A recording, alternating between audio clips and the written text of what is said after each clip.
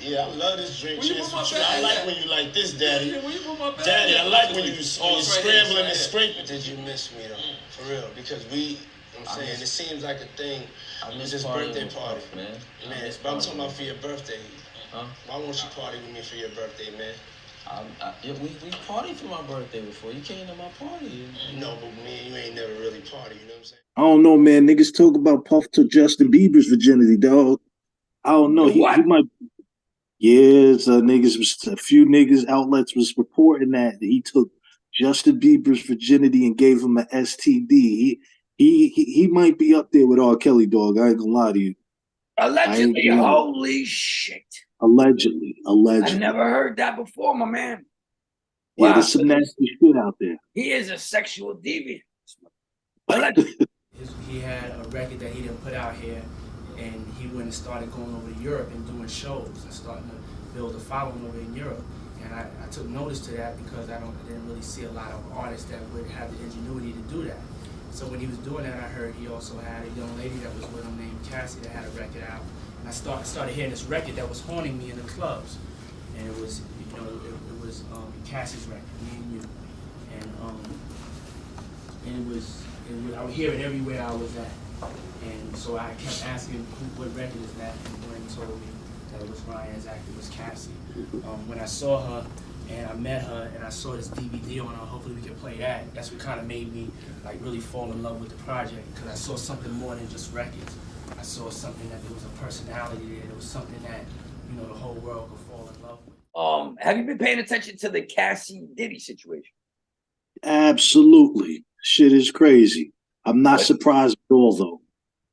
What are your thoughts on that, man? Because I've been hearing stories about Diddy for years that he be having these parties with, dudes on dudes and queer shit going on and orgy shit going on. And Cameron one day said, somebody was hanging out and he went in the bathroom and there was a dildo in the bathroom. Puff had a brownstone, I believe, on 35th Street and like Park Avenue between it's some brownstones down there. I believe 35th or 36th.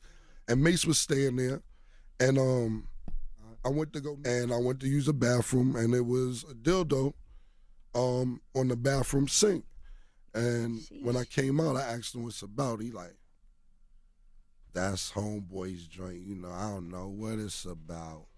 He always have girls over here, but I don't know. I said, well, this on your sink. This is your bathroom. You're using this bathroom. I don't know where his bathroom at. You know what I'm saying? When I was hearing what Shorty was saying, I was like, yo, this reminds me of this. Was it Aaron Hall? Somebody, he did some Vlad TV where this nigga was talking some crazy shit over there. And I was like, son, it's kind of parallel to that. And I seen that this guy, Roger Bonds, from Harlem, if I'm not mistaken, old school street cat that wanted to become his security, is basically airing it out. Comes a time when you're in a situation that may seem like a good situation, but if you're not waking up happy, or if you disgruntled, or you really don't want to be around that person, you find every excuse to get out of there. And I got diabetes. So my excuse was, I can't be with you every day. I'm losing weight. I'm doing that. But in reality, it was, I was sick of you. I was sick of having to cover up everything that you did. Cassie spoke on it. She said, yeah, I jumped on it. I jumped in between it. That wasn't the only time.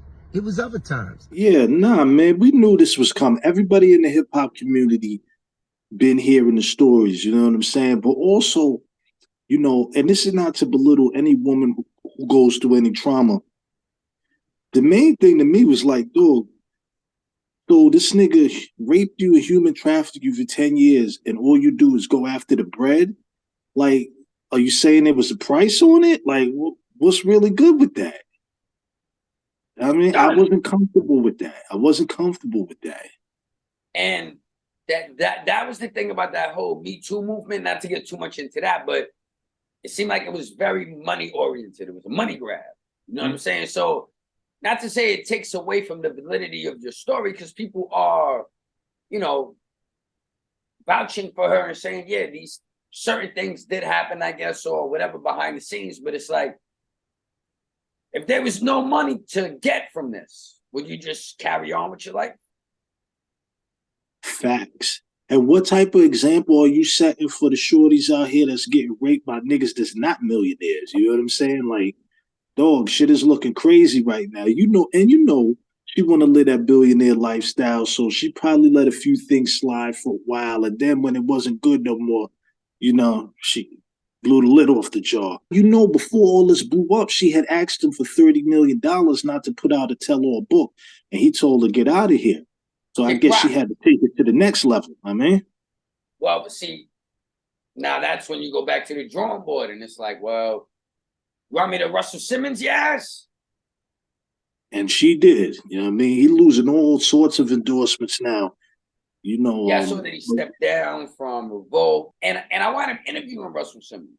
I wound up bumping to him in the street and shit like that. And I was like, yo, son, come talk your shit on my platform. Uncle Niggas here to, you know what I'm saying, set the record straight. The latest powerful man brought down by allegations of sexual misconduct, music mogul Russell Simmons. Russell Simmons said he's stepping away from his companies over sexual misconduct. So the New York Times posted a report that 4 women are detailing their experiences of sexual misconduct from Russell Simmons between the years of 1988 to 2014. Russell Simmons, man, there's another allegation against him. Russell Simmons. Russell Simmons. Russell Simmons. There's 100 black newspapers that have written about my innocence. Why don't they just read Ebony, How to Kill a Mogul, and they'll see the truth? Why don't they just read one of them? Why doesn't white media think about following up on that research those black journalists did? Why did Oprah cry on the phone when she walked away from that documentary? Not because she loved me. I took 9 lie detector tests by 2 top polygraph people in the entire country. The chairman of the Polygraph Association gave me 6 of the 9 tests. And he said, at 94% accurate, he's never seen anybody be able to get away with it. And he's the chairman and the best polygraph person in this country. 3 hours for each test, 9 tests. That's a matter of record. So who takes 9 lie detector tests? I was not forced to do it. I did it because of my daughter. And he was like, yo, he took polygraph tests. You know what I'm saying? Like he took the lie detector test or whatever the fuck. He passed all of them. He didn't fail. He never did anything like that. And he was very adamant about, you know, protecting his innocence. And also, in a certain way, you see behind the scenes, he protected his assets too, because he got the fuck up out of here. That nigga went to Bali or Bali or some shit like that, right? Yeah, yeah.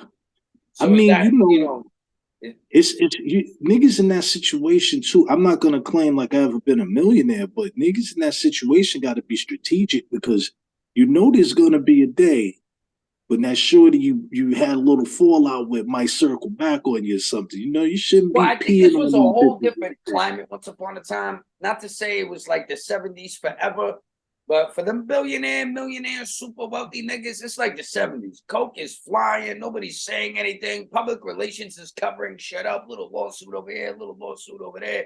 Like, it's the best of times. Things are rolling and nobody's fucking looking back at anything. Now, you know what? I would agree with that normally, but every nigga knows that after the OJ shit, the whole domestic violence shit changed. And this was, we talking 20 years ago. You're nigga knows. Absolutely right about that. And my thing is, you knew that, and that happened 20 years ago. You had all this time to clean up your act. I mean, Bill Cosby, you know, supposedly all his shit happened way before that. But Puff, Russell Simmons, all these niggas, this shit is post OJ shit. They out of line. Well, I think some of the stuff with Russell Simmons was old, like pre OJ, but this and maybe some stuff afterwards. You know, because son stopping me in the street, his bodyguard was cool. I will always I will always show respect to son. You know what I'm saying? Not to be like biased, but I believe in his story. I felt he was honest with me. I felt his body language. You know what I'm saying? Like, I was there with him in the moment, and sometimes you can see if the nigga's trying to fake the funk on you. Son was all about it. So, you know, I want to give him that benefit of the doubt, but Puff, you know, Puff started in that era and came into this era. So, you know, he kind of probably, I wouldn't say was a pupil in a certain sense, but he watched what they were going through and rumblings of what they did. So why follow that same method of madness? Listen, Puffy was too bold, man. You seen the video they just put out? Well, it's old, but it just resurfaced when he's filming Cassie rolled up in a ball on the floor in a blanket. You know what I'm saying? He's talking shit to her. You know what I mean? She's hiding. Oh, you didn't see? Yeah, son. There's a video. They in a house or hotel room.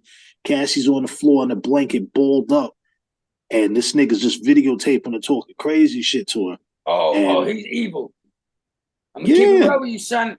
I've been in mad arguments with broads. I leave. Of course, yeah. I get the fuck away. Like, you know what I'm saying? So if I really like you, I might argue with you for a little bit, but it's never gonna get to some evil fucking place where like, you know what I'm saying? Like I'm treating you like a piece of shit or a dog or less than human or something to that magnitude. And then while that's happening, I double down and say, I'm gonna pull out the phone to humiliate you even more. Yeah, that's super crazy.